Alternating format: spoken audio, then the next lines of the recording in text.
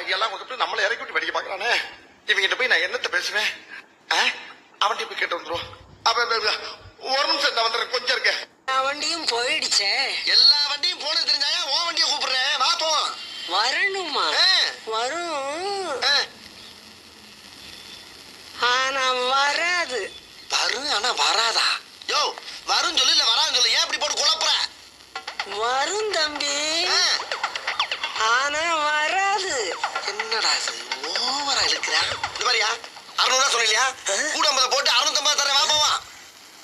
650 வரும், ஆனா வராது. அட சொட்ட தலையா, சொன்னதே திரும்ப திரும்ப சொல்றானே, என்ன வியாதி உனக்கு? யோ பெருசு